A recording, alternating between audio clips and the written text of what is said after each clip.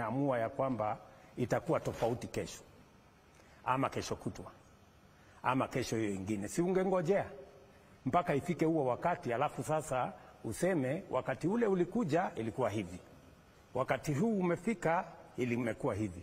Sasa wewe unaongea mambo ya maoni yako ama maoni ya wale ambao wamesema mitandaoni. Na hapana, nasema hivyo kwa sababu katika wiki ambayo imepita nimekuwa nikifuata na nikifanya stories za hii safari yako na wale ambao wanakusupport katika eneo hili, mobilization yao imekuwa ni ya kusihi watu wa mlima wa welcome vizuri.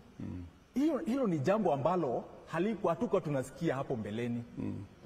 Jambo la William Ruto kuja katika eneo la mlima ilikuwa embraced na furaha, lakini sahi kwa nini wakazi wa mlima waambiwe almost kupigiwa magoti?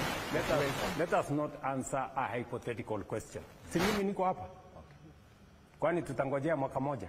Si ni kesho? So wacha mambo tuendelee vile tunaendelea. Wakenya wenyewe watajionea, watu wa mlima wenyewe watajitokeza, watasema yale wanafikiria, na mimi pia niko na majibu ya vile mambo itakavyoendelea, kwa sababu mimi nimekuwa nikitembea mlima Kenya nafikiri sasa miaka 20. Hii urafiki nimetengeneza na watu wa hapa mlimani sio urafiki ya miezi, sio ya masiku, ni urafiki wa miaka. Na hiyo urafiki wa miaka hauwezi kuidadizi kwa miezi michache.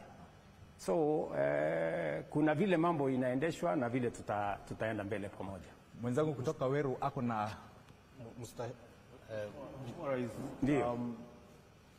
a better question would be